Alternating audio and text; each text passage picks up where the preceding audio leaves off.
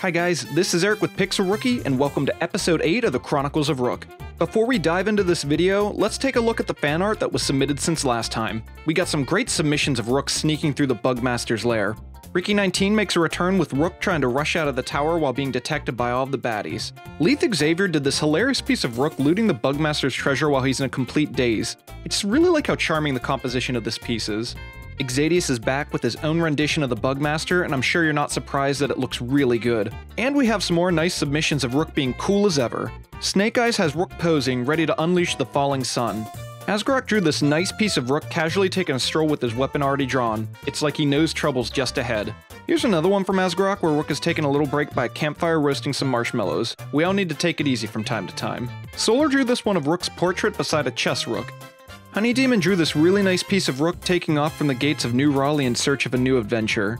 And if you like seeing Rook doing a cool dramatic walking away from the sun pose, Banana drew this cool one of Rook sheathing his bloodied katana after a fight. We also had a couple pixel Rooks submitted. The first is from Castillo J, and it's one of Rook and the crew. Rook and the boys are about to go to the Ashlands. Clokey did one of Rook entering the Ashlands for the first time. The Hussar also did a cool piece of Rook cautiously traveling into the Ashlands, and it has a really nice tone and composition to it. Of course, we have another amazing piece by Xadius of Rook traveling into the unknown of the Ashlands, and I just really love how awesome it looks. Very epic and really good stuff. Baron Jenkins also makes a return with a great shot of Rook drawing his sword in preparation of fighting and ultimately kidnapping the Red Saber boss to collect that sweet, sweet bounty. Awesome work, Baron. And the last thing I want to share with you is a different kind of art. My Discord member, a dystopian man, created a Kenshi mod where you can find Rook in the hub and recruit him as a follower to join you in your own Chronicles of Rook. He even created unique dialogue that appears when entering areas and after combat. It's really cool, though he did share a few kinks he had to work out, like Rook Clone Wars and other things. What is that? Oh my god. It's really cool that you can use this mod to recruit Rook into your own game, and I really appreciate the work that was put into it. You can check it out in the link in the description below. I'll be saving my favorite artwork for the end of the episode as a reward for watching the whole way through. Anyways, I appreciate all of your amazing submissions, and if you want your artwork to be featured in a future episode, join the Discord server in the link below and submit your stuff to the fan art channel. I'd love to see your work regardless of your skill level. Okay, so back to the story. Last episode, Rook and his men went to their first set of exhibitions together and stumbled upon the Bugmaster, where Rook found a map leading to the Ashlands for something that sounded extremely dangerous. Just the kind of thing Rook liked. On their way, they found the Red Saber hideout, collected a bounty on their boss, found him, recruited a new member to their adventuring party, and finally made it to the outskirts of the Ashlands. Everyone felt uneasy and Rook decided it would be safer to travel the rest of the way alone. What lies ahead for Rook? As he said farewell to his men, Rook was filled with a mixture of excitement and nervousness. He wasn't quite in the Ashlands yet, but he was so close he could almost taste it. He entered the Sniper Valley and he was on the lookout for anything suspicious. He was only met with howling winds and bad vibes as he peered over his map quickly to mark an unexplored outpost nearby. He could see the large structure from a distance, but he was caught off guard by something that greeted him. Flesh brother. It called out in a dull robotic voice, but you could sense the excitement in its tone at the same time. What were these things? Rook got a really bad feeling from these skin bandits? That's definitely skin that they're wearing. He tried to sneak past while running even though he was already detected. They watched him from a distance but continued their patrol. Rook used this opportunity to gain distance from them until he was out of their sight. At least that's what he was hoping for. Rook was thankful he was so quick on his feet and he was able to outrun their pursuit. Already painfully aware that he shouldn't investigate this outpost, he couldn't fight off his curiosity of what was inside these structures. I like your skin. Rook quietly opened the door and he peeked inside. It was more of these disturbing things. And a peeler machine. And a clothing bench right beside it. These skeletons were harvesting flesh from helpless victims and sewing them on themselves. Rook could only imagine what might have caused them to behave this way, but all he knew was that he didn't want to be turned into some insane skeleton's hat and plotted his way to the Ashlands. It looked like one still had its attention on Rook's valuable flesh, and well, one thing led to another, and somehow a small army of skin bandits were in hot pursuit of Rook. He actually thought about how much happier he'd be to be surrounded by skin spiders instead of being chased by these relentless skin bandits. They didn't let up until Rook finally entered the desolate ruins of the Ashlands. The tension of the chase immediately let up, and Rook was left with a very unnerving calm as ash fell from the sky as far ahead as he could see like a heavy snowstorm.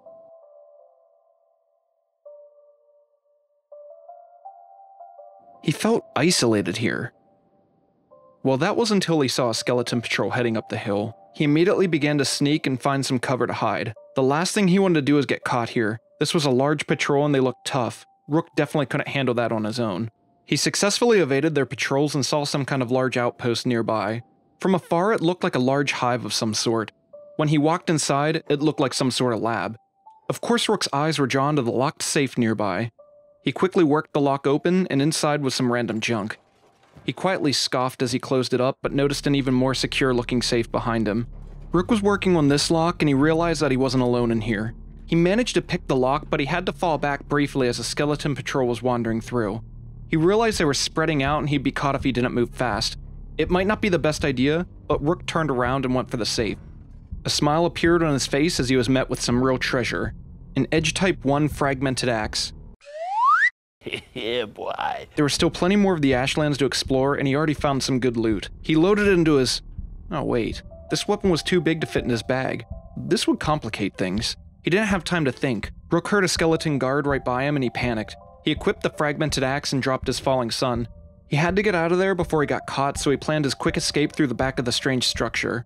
Rook was very quiet when sneaking. The skeletons were going about their business and had no idea Rook was ever there. As he escaped through the ramp into the Ashlands, he quickly plodded back towards his ultimate destination. It pained Rook greatly to leave behind his beloved falling son, but maybe he could come back for it later. He grew quite attached to his trusty weapon after all. As he got closer to the ominous place, he discovered another dome nearby. Another dome might mean more treasure, so he had to take a detour over to it. This one did not seem so promising though. Empty and almost completely toppled over. This one had nothing of interest in it. He took a deep breath and realized he was about to step into the place that the Bugmaster was planning on invading one day. He finally arrived, and what he found was a deep crater and 2 more dome structures. Not sure of what to expect inside, he tried to be as stealthy as possible and made his way towards the inside of the first dome. As he crept in, there was debris all over the ground. Glancing up at the floors above him, he noticed some very securely locked safes. It looked like the coast was clear, so he made his way up to the 3rd floor. But what was this? He was so focused on the potential treasure that he completely overlooked this throne in the middle of the rubble. Sitting on the throne was a skeleton that looked more powerful than any other individual Rook's ever seen. The Mad Cat Lon. He knew nothing of Cat Lon other than the fact that he did not want to get caught by him. Actually, let's try something real quick. We'll save the game first. Let's, attack him real quick.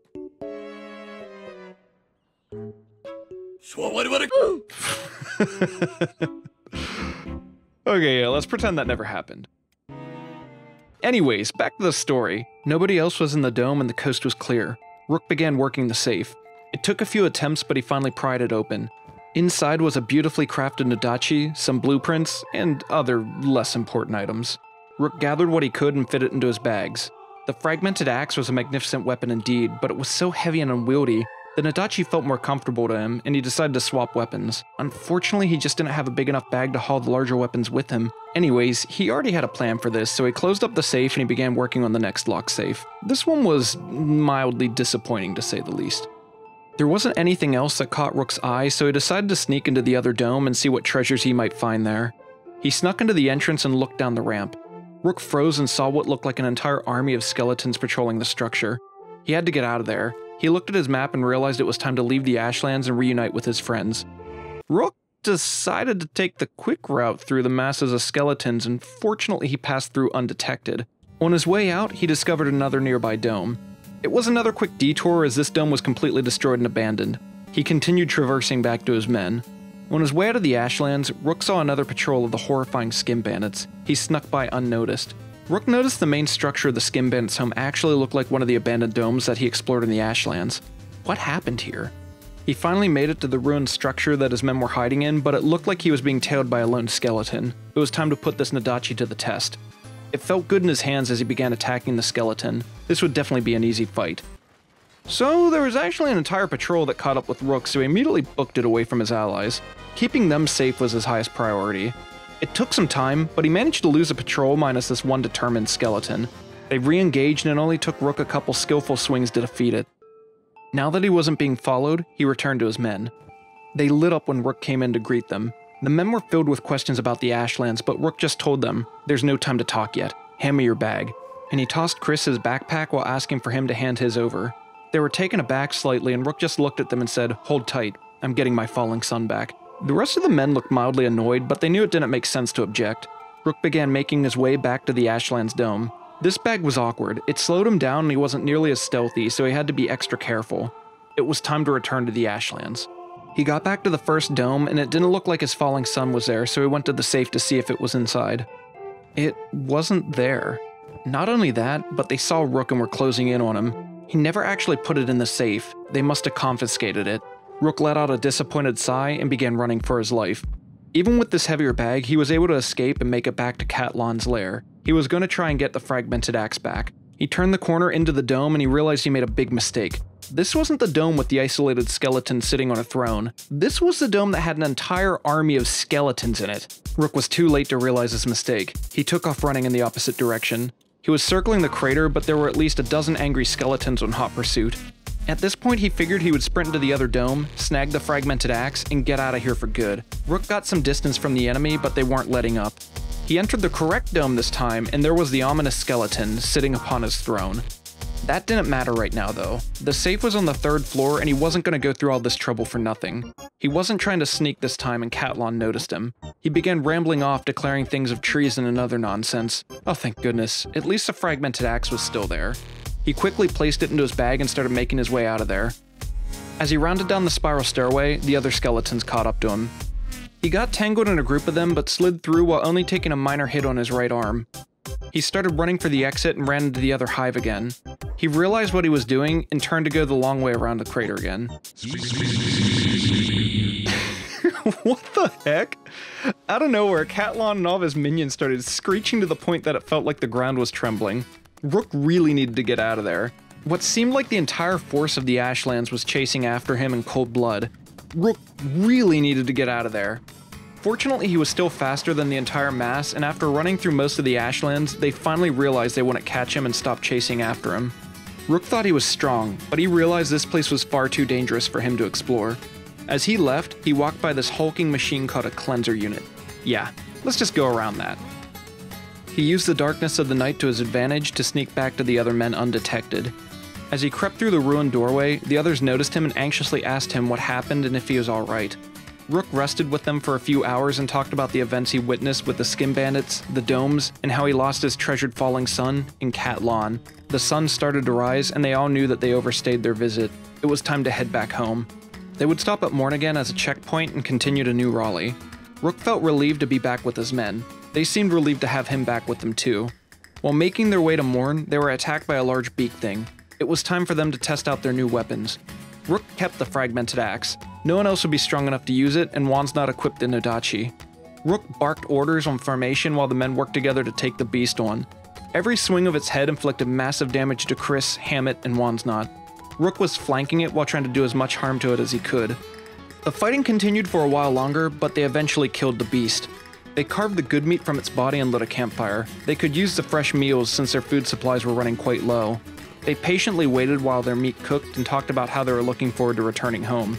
It didn't take much longer for them to travel until they saw the massive iron structure across the horizon. This meant Morn was nearby. The men were hurt and tired from their travels. They were looking forward to having a bed to rest in.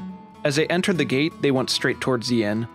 They paid a few cats and then began to rest and heal up. That's a little creepy, not gonna lie.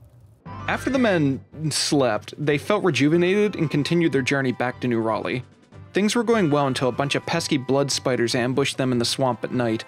Rook tried to fend them off, but they were too much for him. The men ended up making it out in one piece, but both Rook and Wansnot were pretty banged up from the spider attack. Chris and Hammett were able to carry them the rest of the way home. They felt relieved as they were back in familiar territory and safe. They put Rook and Wansnot down to rest up in the beds to fully recover. Once Wansnot felt better, he got up and both him and Hammett packed up their bags with sellable goods and left New Raleigh to go to the nearby way station. It was a short run to the store, and while Wansnot was selling some of their stuff, Hammett found his way over to the plastic surgeon to change his name and appearance to my friend Mac, who has his own YouTube channel that you should totally check out. While his name changed from Hammett to Mac, he still shared the same passion to be rid of the slavers and fight for Rook's cause. They arrived back to their base that evening and they celebrated the night with Fravatar and Tau while exchanging stories of their adventure to the Ashlands and Rook's encounters. Early the next morning, the adventurers said their goodbyes and left again for another expedition. Before the whole Bugmaster debacle, they were quite interested in seeing what was at the coast. Rook thought it was about time that they go that way. Things were going well, and when they looked at their map, they were almost there. They finally arrived, but the views weren't quite what they were hoping for. A raging dust storm was obstructing their vision, and they were just following the coast in hopes to find something interesting. When the storm cleared, Rook took a minute for the others to soak in the view of the water while he plotted their way to some nearby ruins that he discovered on one of his maps. As they got closer, they could see it at the top of the steep hill. Rook wanted to play it safe, so the men hid away from the structure while Rook snuck his way over. He ran up the ramp and encountered a locked gate preventing him from entering the building. Rook was so used to picking locks that he unlocked the door almost instantly. Excited to see what was inside, he crept into the opening as quietly as he could. Upon entering the lab, he realized that not only was this place not abandoned, but it was completely crawling with security spiders. Oh, but it also had some potential loot on the 3rd floor. This place was way too heavily guarded to simply sneak in though. Rook had a different plan in mind, and decided to do a madman's dash to the top of the lab while alerting as many security spiders as he could, and once he had everything's attention, he would lure them outside of the lab to clear out the area. He got caught up in the ramp on his way down, and he definitely took some nasty blows, but he evaded the rest of their attacks. For the most part, his plan seemed to work as they chased him down the ramp outside of the lab.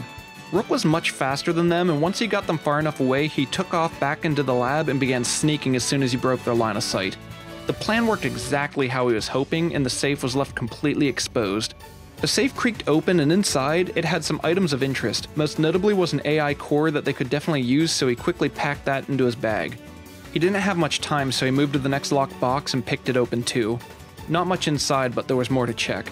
He almost finished picking open the last safe while the security spider was returning. It noticed him right as he picked the lock and started to attack. The timing was bad, but Rook was still able to see all of the goodies inside the ancient safe. He pocketed everything he could fit, and he knew he had to get out of there now. He took a couple more blows while exiting the room, but he broke free and made a mad dash out towards the exit again. He escaped and found his men again, and they decided to go back to New Raleigh to plan where to explore next. It was a short trip, but the other men were glad to see the adventurers return. Rook deposited their recent findings to the research bench. They had lots of goodies for unlocking new technology and immediately started using it to construct an ore drill. This would allow them to harvest iron within the safety of New Raleigh's walls, and they could continue building up their base. The men discussed that Chris and Mac should remain at New Raleigh with Tau and Fravatar, while Wansnot and Rook remained together to go out for other expeditions. This way they could maximize building up their resources back home. The two of them were going to travel northeast and see what this unexplored way station had to offer them. That night, they saw a large campground of men nearby. Upon further inspection, it was a large group of dust bandits, which would be a great way to train their new weapons. The fragmented axe was much heavier than Rook's falling sun, and Wansnot could definitely use more practice with his Nadachi. A lone dust bandit saw the two men and was foolish enough to approach them without calling for backup. Before Wansnot could even land a hit, Rook hit him twice and the bandit crumbled to the ground. Filled with confidence, Rook led a charge into the rest of the bandits and they went into a full assault. Wansnot quickly realized that he wasn't skilled enough to take on this many men at once. Rook quickly realized that the fragmented axe was still too heavy for him to use against a large group of men. He was getting swarmed with hits before he could even try to swing his weapon. And while Wansnot was getting some good hits in during the fight, he wasn't doing enough damage and Rook was getting overwhelmed. Rook yelled out at Wansnot to escape right before getting knocked out. Wansnot escaped and was able to sneak back in and rescue Rook. There were some unused camp beds right by the bandits, and they were sneaky enough to use the bandits' own camp to rest up. Wansnot traded weapons with Rook. The fragmented axe was extremely powerful, but equally as heavy and wasn't useful for either of them right now. When Rook healed up, he came back at the bandits with a vengeance. The Nadachi was crafted with such great quality and was much lighter than his falling sun. It felt much more natural to him as he was cutting through the men. After Rook had their attention, Wansnot came in to try and help. He wasn't able to do much with the heavy fragmented axe, but at least he would train up his strength. All the while, Rook made quick work of the other men. They healed up and in almost no time, they found another group of dust bandits. Time to train some more. Rook was lightning fast with the Nadachi and was inflicting massive damage to the men. Wansnot was trying to focus on the bowmen and was taking a lot of hits and not doing too much else. At least he was helping cover Rook while he took care of the other men. After taking out the first group of bandits, Rook went over to back Wansnot up. When Rook got the bowmen into melee combat, they were practically worthless and he cut them down like paper. After the battle was over, Rook noticed that Wansnot got pretty banged up that fight. Oh man, are you okay, Wansnot? Rook pulled the arrows out of his armor and tended to his wounds. They needed to get Wansnot a better weapon if the two of them were going to travel together. Wonsnot wasn't much help when he had a weapon that was unusable. He scooped Wonsnot up and took him straight back to New Raleigh to recover and equip new gear. When they returned, Rook laid Wonsnot down in a bed to rest up, and he realized that if he wanted to get strong enough to use a fragmented axe, he would need to train up his strength. They had very high quality and very heavy Holy Nation armor, and Rook decided that wearing this heavy equipment would help him build his strength, and it would be kind of funny to be dressed up as his enemy. The armor fit him well, and he told Wonsnot he was ready to start building up his strength and become proficient with the fragmented axe. Well, it was definitely heavier, and he was a little slower in this armor too. They decided they would try and make it towards the unexplored way station again and left New Raleigh. As they got closer to the way station, they entered a place called the Deadlands. As soon as they walked into this area, they were greeted with acid rain pouring down on them. They agreed that they could push through this area and find safety if they could move fast enough, so Rook picked up Wonsnot and plodded towards a nearby outpost for coverage from the rain. Rook made it to the entrance and opened the door. He casually walked in and realized it was completely surrounded by security spiders. Again. The place was completely swarmed with these things, but he also noticed a safe right by him. He decided he was going to use the same tactic as he did earlier and lure the spiders away from the base and claim his treasure. It worked as they followed him outside of the outpost. He circled back around and entered it again. He snuck in and began picking the lock. What they didn't realize was that there was another security spider that remained inside and it saw him. It rushed Rook while he was trying to pick the lock and immediately started hitting him hard. Wonsnot got down and they began fighting off the spider. It was relentless though. In a sudden flash, Rook felt excruciating pain in his left arm. At least, where his left arm used to be. The security spider hit him with such force that it completely severed Rook's left arm. Wonsnot could see the panic in Rook's eyes. He was in shock of what just happened, so he called out to Rook for them to run. They'd be killed if they stayed any longer. All that for a stupid safe, he thought to himself as he was struggling to remain conscious. He tried to focus ahead on Wonsnot as the burning rain was falling on them. He wasn't sure if he was going to make it out of here alive. And this is where we'll leave off this episode. How will Rook and Wonsnot get out of this situation? Find out in the next episode of the Chronicles of Rook. I hope you enjoyed this episode, and now I want to share my favorite art that's been submitted since the last video. I actually had a tie this time, and I have two pieces to share with you. The first one was another piece from Exadius, and it's a really awesome scene of Rook confronting the Bugmaster face to face. It's just so cool that I had to pick this as one of my favorite pieces this time around. And who else isn't surprised that Celebrimbor submitted another piece of art that's absolutely stunning. This is a shot of Rook taking a moment for himself in the solace of the Ashlands, and it's just so good. Thank you two so much for your art, it's most certainly appreciated. I also want to make a shout out to my newest patrons, Physic, Aaron Anthony, Jack, Michael Lannister, Vinny, All for One, Angel, and Krug Smash. Yeah, that Krug Smash, which is a huge honor for me. And if you haven't checked out his channel to see his awesome Dwarf Fortress content, please click on the card icon on the top of the screen and go check him out. You can thank me later. I also want to shout out my newest YouTube member, Zinc. Two of my patrons also upgraded to a higher tier, Castillo J and Topi. Guys, thank you so much for your support. I really appreciate it. And a huge thanks for all my patrons who are supporting me so that one day I can do this full time and I'll be able to release more videos like this regularly. I'm really grateful for all your support. Thanks for watching this video, and until next time, have a good one.